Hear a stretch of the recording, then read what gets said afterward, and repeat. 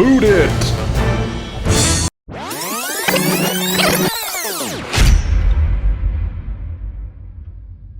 Hey everyone, I'm Ron Swallow, and welcome to Reboot Rewind, the official after show for Reboot It.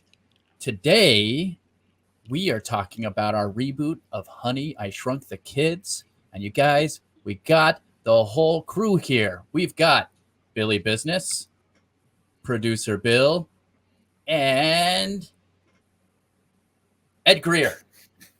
Dang, almost got it right. Almost got it. Yeah, Bill, I liked your like in a row. 90s TGIF sitcom like My other option was this. I'm shrinking. Are you going down an elevator? One of the two. One of the two. Yeah, I'm sorry, I didn't do one like a everywhere you look. You know? Hold on, I'll do individuals. Ready? Okay. Bill?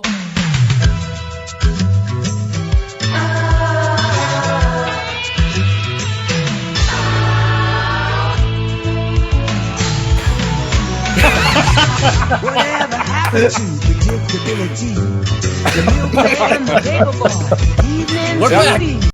That was Checks out. everybody. We're gonna have to put some really cheesy orchestral music under that to sell the 90s sitcom vibe. Yeah, it's gonna be great. I'm gonna find the Friends one, but just like I'll redo 3 notes so that we don't get copyrighted. I'll put the Full House theme. I'll take the hit on the monetization on this one. Just put the Full House theme on it. Yep. Perfect. So let's talk about how this one came about. Oh wait, the answer is Billy. Billy, why were you so set on doing this one?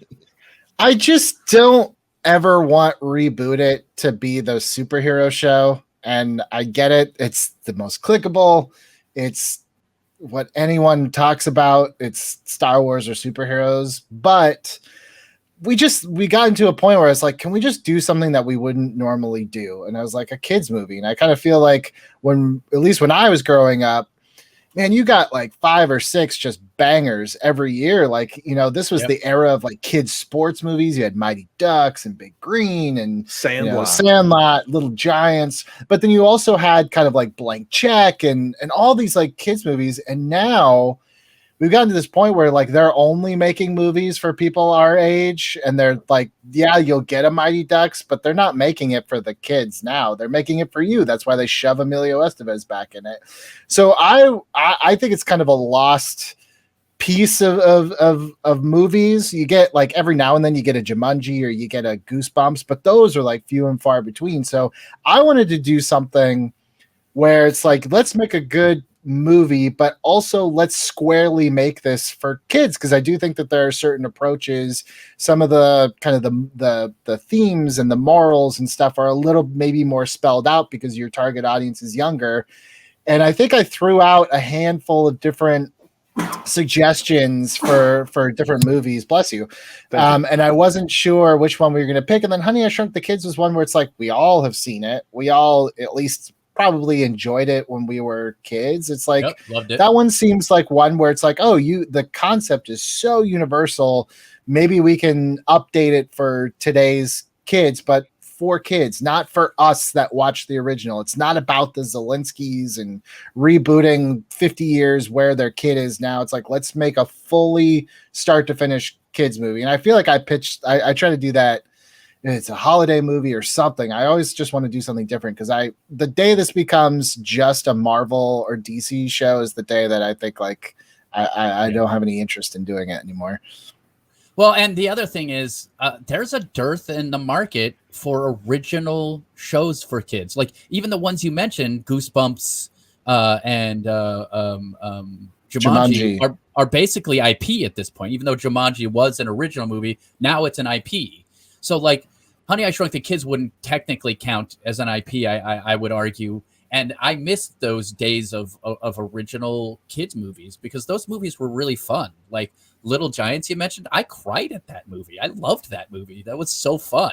You know, like those things are like a thing that's missing. And I think what we did with Honey, I Shrunk the Kids, which we'll get to, was right in the realm for that.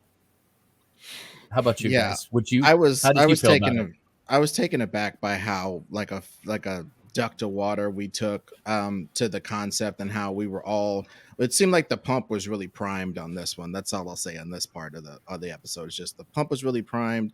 I really felt like that one had a great flow. Yeah, absolutely.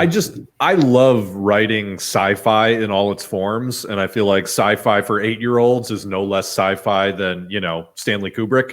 And I just think get a sci-fi premise, just go nuts on it, is one of my favorite things to do anyway. So this was just enjoyable from the beginning to end.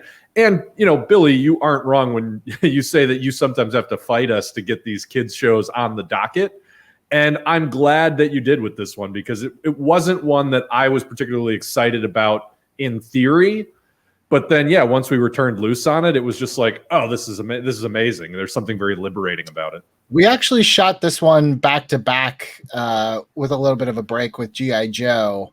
And I put this one first because I knew you guys didn't want to do it to get out of the way. And in hindsight, I almost wish you would have done it the other way around so that we could end on one where maybe we felt we gelled a little bit. Also, fun fact, this and G.I. Joe are the only 2 episodes where I'm not in this setup because my computer had died and I was trying to find the best place in my room for Wi-Fi and light. So that is the only episode to date where I'm against my bookcase. There you go. Fun facts.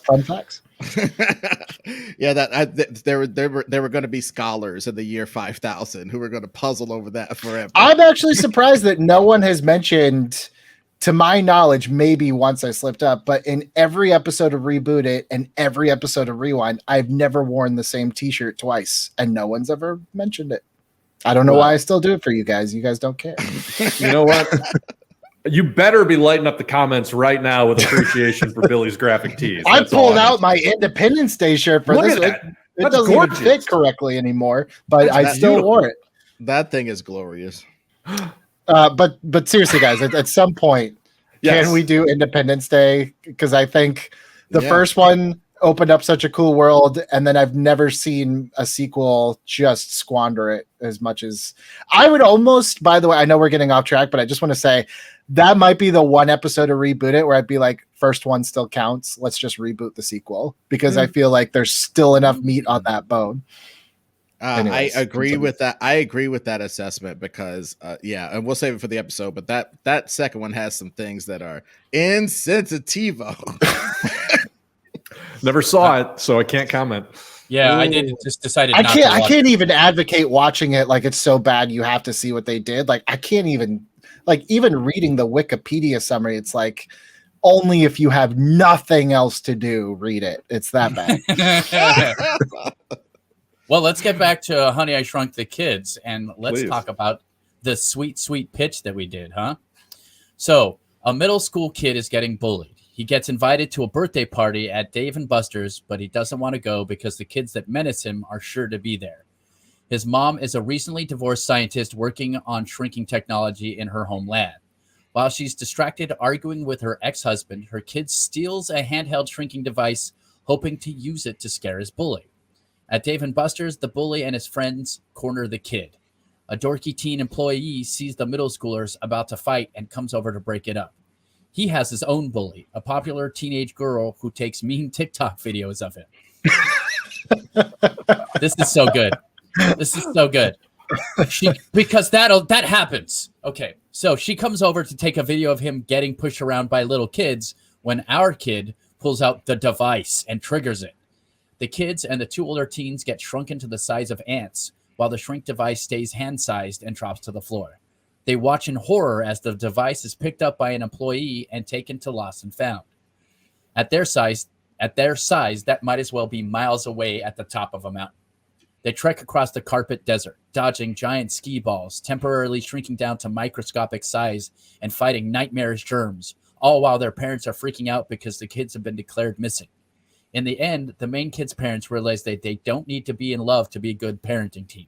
They work together to help the kids get back to normal size. The kids' adventure has changed them from bullies and their victims into a group of friends with a special bond. Cast: the dad, Michael Pena.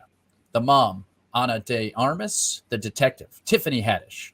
The bullies' trashy parents, Jared Padalecki and Kerry Russell. You're welcome. The role kids. fits. It does. With Walker, like Texas Ranger. like a glove. Yeah. And I love this part that Ed put in. The kids, main kid, bully's kid girlfriend, older kid who works at Dave & Buster's, and his teenage girl bully, all cast by the fine folks at Disney. They're already in the farm system. So Get on it. Yeah. just call them up from AAA, put them in the Just throw 'em in. guys. Dude, I go ahead. was just gonna say I talked about this maybe 2 or 3 episodes now at this point, but I said, when you put together your Mount Rushmore of rebooted episodes, I think this one, for at least for me, earns a spot. It's the most take this to a studio now. It is ready. There's no like, okay, we got to figure this out at some point. It's all there.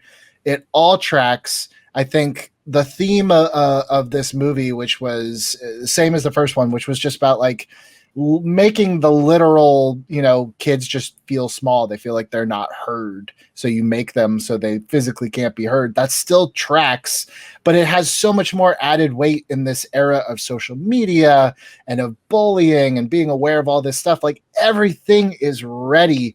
This is to me, our most viable pitch that we've ever done.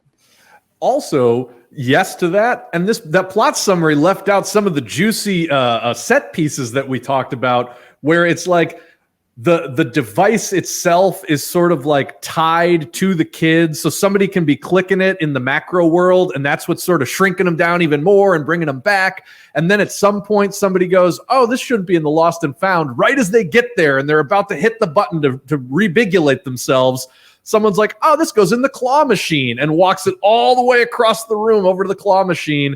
And then it gets broken, and the parents have to come up with their crazy sci-fi. We got a double shrink to go down to their size. And like all this stuff that was just wild in the pitch, but would make for such a good movie. Well, the reason why I didn't put it in the script is so that you could do that just then. Yes, 100%. I appreciate the I opening. think shenanigans ensue is maybe implied within the summary.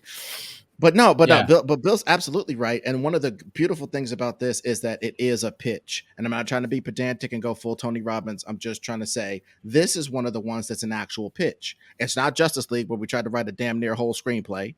It's not some of these sketchy ones where when you try to do the summary, it just sounds like we did a couple bits at each other and then we did a Dusty Rhodes impression and we were done.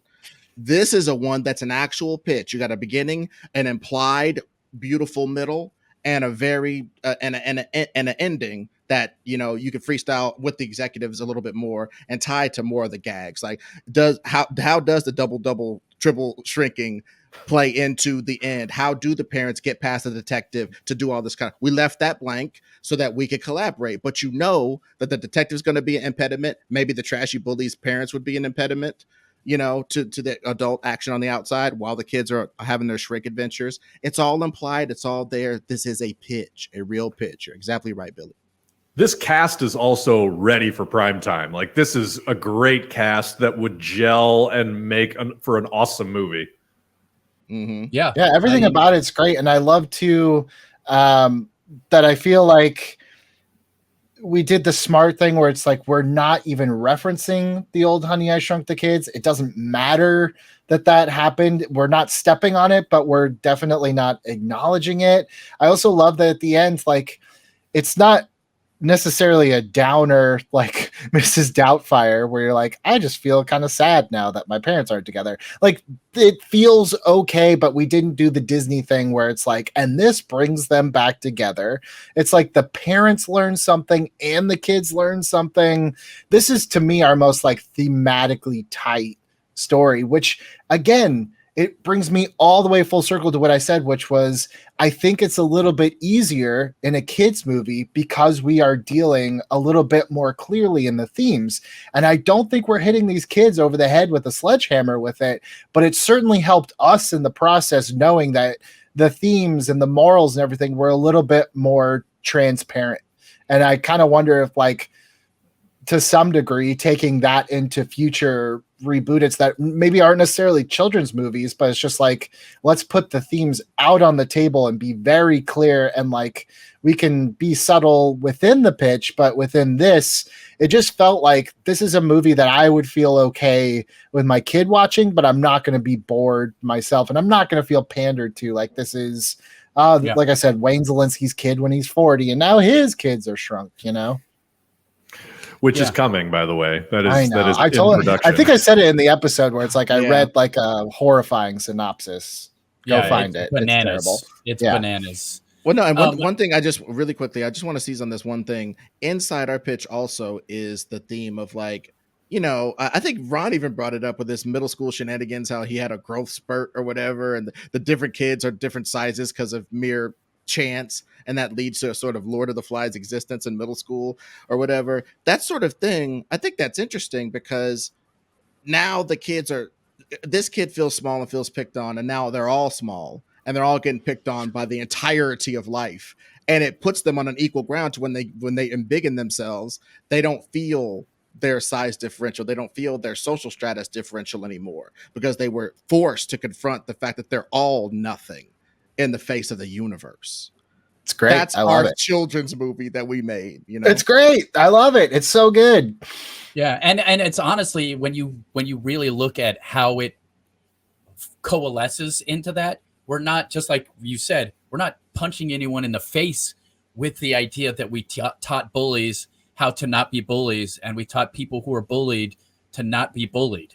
All at the same time, we're teaching people to come together as people. Like, we did that's like one of the biggest things we need in people's lives right now. And being able to do that while also having fun, weird, funny gags and good comedy all through it is like, I was very impressed with you. Shrunk guys. is our heal the world. This is our, It really is. You know, just to jump on something that Ed was saying, sort of about like how small we all are against the oppressive hugeness of existence. I do think that there's a lot to be said for making children's media with heavy existential themes. I don't think you're working at cross purposes there. I think you know, there's an artistry to how you illustrate those themes in the context of a piece of children's media. But I think anything less than that kind of is pandering, because especially when you're a kid, it's like that's when those questions about like, why are we here and what is the purpose of all this and what does it all mean hit the hardest, because you're not trying to pay your mortgage and you're not worried about, will this girl go out with me? It's like, that's when you're putting those big questions together in your head. I feel like more kids media just needs to lean all the way into that stuff. Yeah, 100%. I completely agree with that. So today we're going to do something a little different with the comments. Pardon me. We are going, because there was just a bunch of great like back and forth between everybody in the comment section. So we're going to go ahead and read that with everybody else sort of reading their own things as well. I will play the commenter, and I promise to not like be a jerk. All right, ready? So Jeremy Shabbat, the detective should be the mom's new guy. And then I said, I must have really been on a tear here. I think this was like really at the height of quarantine panic, where like I didn't know what I was going to do, and I just got into it in these comments. So I say, just like in Ant-Man, ? I just see the gif of that kid that's like, and everyone's like, oh, the burn gif. Yeah. Look, I don't want to be disrespectful to our audience, because no. I think a lot of times they have a lot of suggestions. Like, go through the episodes, you'll see sometimes we comment like, I wish I would have thought of that. But I will say there's a handful of comments where the suggestions are something that exists already in another movie because it feels familiar. I think there's a reason why we didn't do that with this one. One is because it adds another character that we get to play with. But two, I kind of feel like that lessens the impact of the relationship with the mother and the father in this movie. So I don't think you're wrong with your suggestion. I just think like you saw something else. You're like, it worked over here. Put it in this one. It's like, well, this is something different. I know this is another shrinking movie, but this is actually not Ant-Man. We are not trying to tell the same story. And the problem that creates on a story level is the way we were talking about using Tiffany Haddish was essentially as like the straight man in this world. And so she comes in and is like, wait, what? Like, what is going on here? Y'all are crazy. And if that was the mom's relationship, then he would, or she would know that the mom is creating shrink technology because they're in an intimate relationship. So you lose that completely from the comics. It would be solved within like 10 minutes. Like, is there any chance our son got your shrinking technology and is just on the floor? You know, right. right. Like and Wayne Zalinsky doesn't even tell his wife that the kids are shrunk until about 40 minutes into that first movie. So, and this one, I think we open ourselves up to again, and trying to be very brief in the summary pitch because I think the longer those summaries get, the worse it gets because it doesn't capture the flavor of the pitch. But the thing is, we have so many obstacles that are conceivably there for the mom and the dad. Like they show up to a crime scene. Nobody's being let past the stuff. Somebody they don't know is trying to block them. Let's say they get past that. Then it's about trying to, I think we've added some scientific mumbo jumbo about how they could track the device, trying to find it on the micro scale and all this kind of stuff. Maybe have to shrink themselves down so they could be on the same scale as the thing to find it or whatever.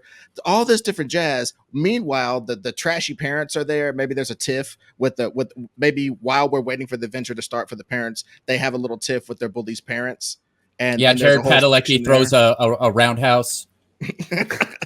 No, incapable. He's incapable. We know. Dude, what if his roundhouse was somehow slower than Chuck Norris's? But yeah, it's so really low. Dude, so that's a sweep.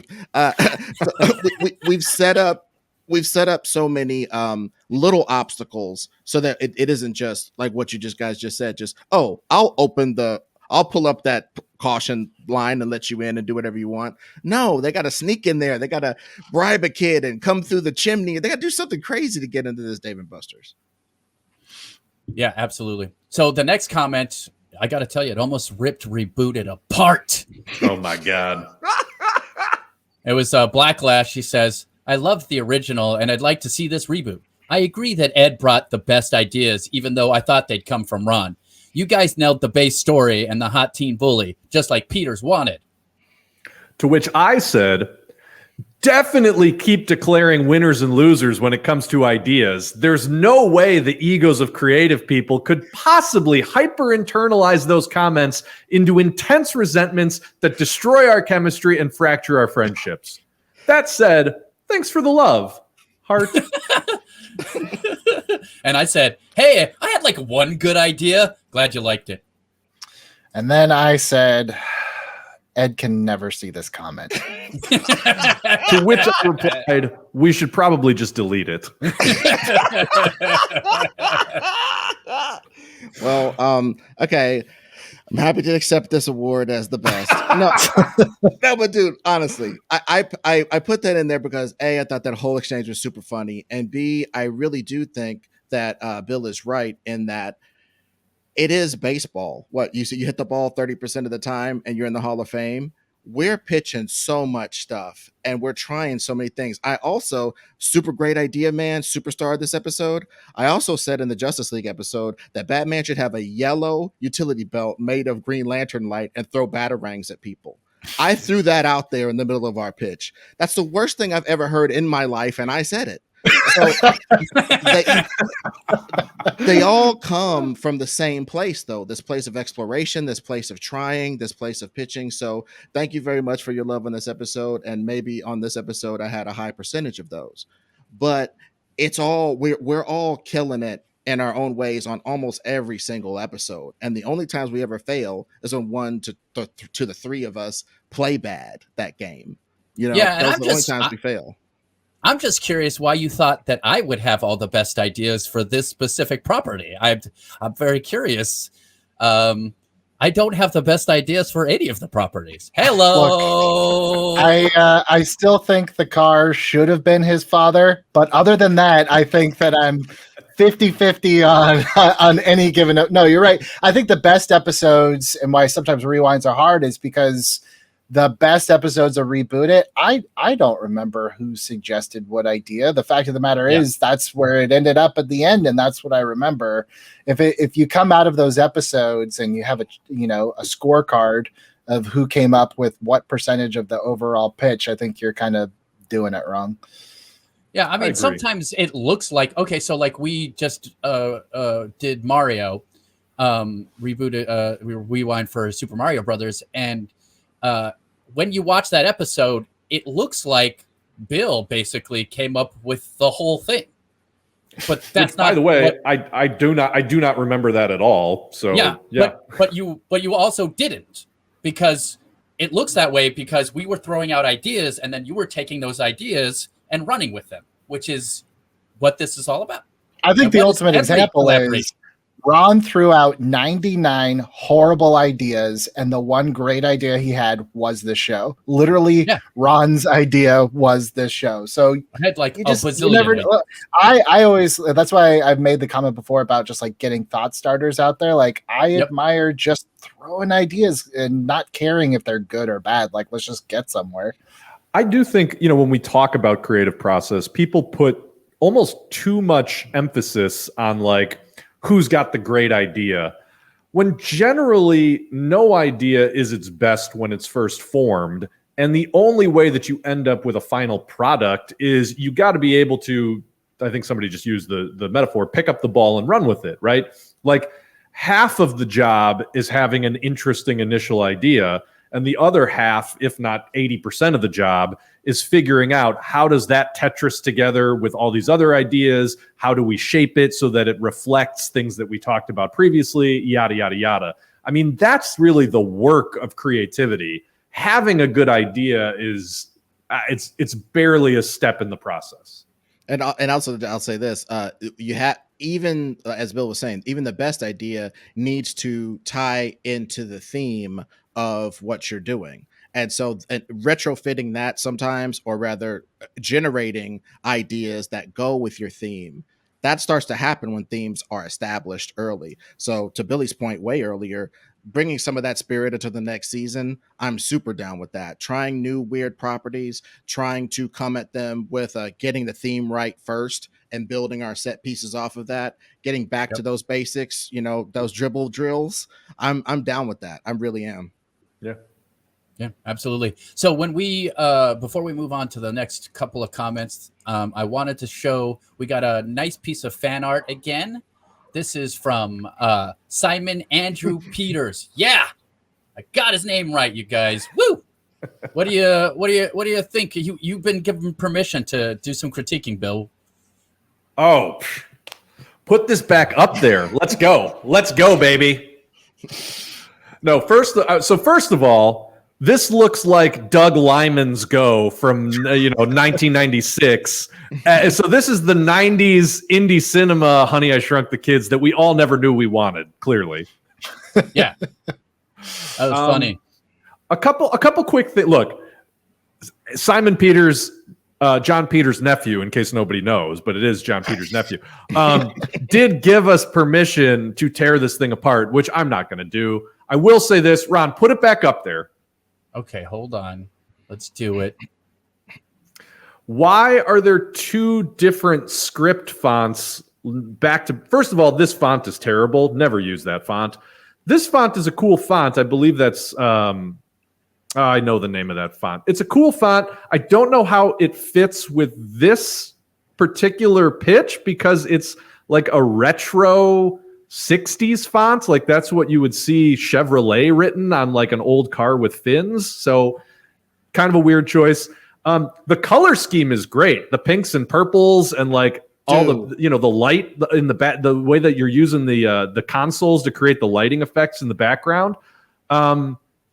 I just don't know what any of the people are doing. That's why it sort of looks like an indie movie because they're all just kind of standing around. But hey, you're kit bashing this together. All in all, love that you're putting the time into this. It makes these things a little bit more real. So there's that going for it, which is awesome. And I just want to second the point about the color palette. Honestly, that's way more than half the battle in one of these things, honestly, because like you can put together you do the perfect Photoshop and do all this stuff, but if you pick bad colors, non-complementary colors, and you don't use the milieu to sell us on where we're in that, we know that we're in a Dave and Buster's, so we know we're in an arcade for the action of the movie, and I think that was good. Yeah, nice job, Simon Andrew Peters. Yeah, I got it. Okay. Names, I'm great at them. But seriously, thank you very much for making art. If any of you guys out there want to make more posters for us, we have no complaints about it, and we'll enjoy it. Bill will tell you what font to use and stuff like that. No, I would also like to throw out any sort of fan art of any type, whether it's like mark your pictures, just don't give me too many booties, and just do your thing. But geez Louise, be kind, But yeah, I would love all those sort of things, man, for people to people are always asking how to get that stuff to us. The easiest way is to just tag us on either Twitter or Instagram.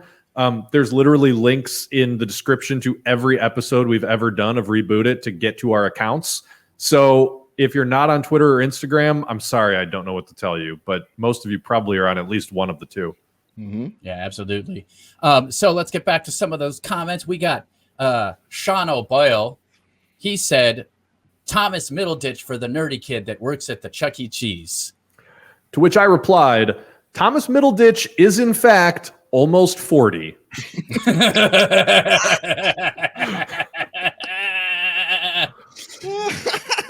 Well, he's more apt to be the creepy guy, and that's exactly how I'd like him to be described, Billy. The creepy guy and the thing that we were pitching. I think he would be more apt to play that than the guy who works at the.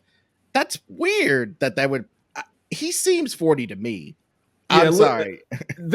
There is that we're in that age range, and I'm assuming Sean O'Boyle is as well, where like there are certain actors that are still in our heads as like in their early 20s because that's how we met them for the first time on screen, and they are in fact middle-aged now because we're all getting older and time is an inescapable beast that is coming for us all. So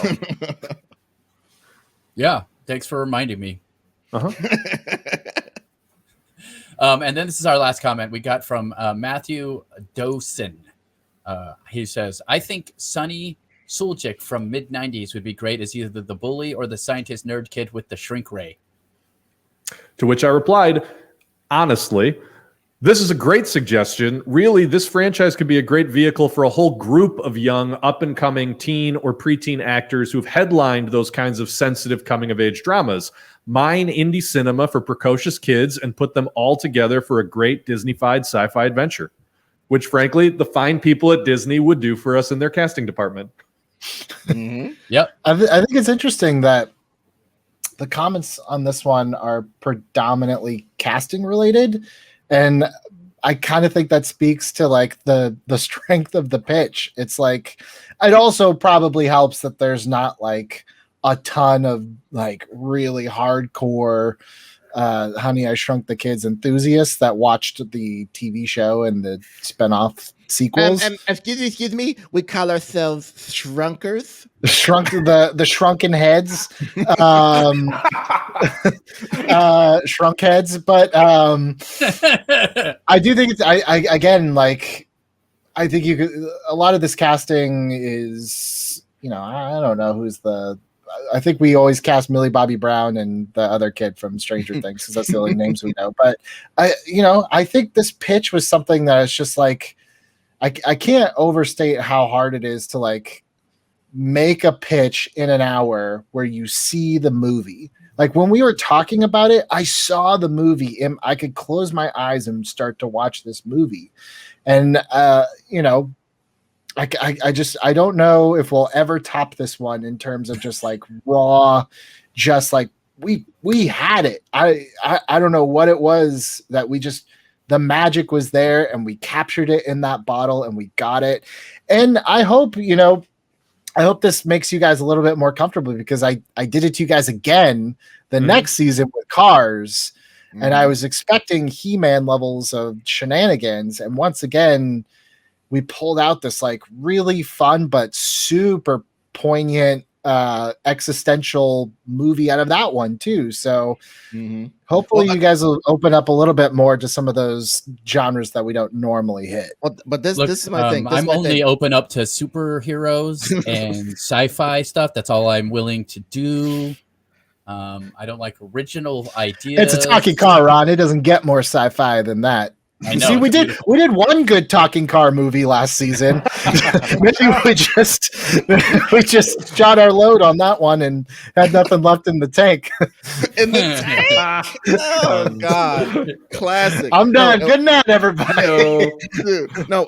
What I was going to say is, I think it's kind of clear to me what the key ingredient, what the mutagen that got poured on us that day was. I think we always do well when there's a clear gimmick that we understand. When there's no wasting time going, is this a gimmick or not? Should we reinvent this entire thing? Should we make it, instead of shrinking, enlarging in another dimension? You know, there wasn't any of that shenanigans. It was, you get small, you deal with the fact that stuff can attack you. That's a little blah, blah, blah, blah. It's just very clear, the gimmick. Every time we know the clear gimmick of the thing, I think we do good.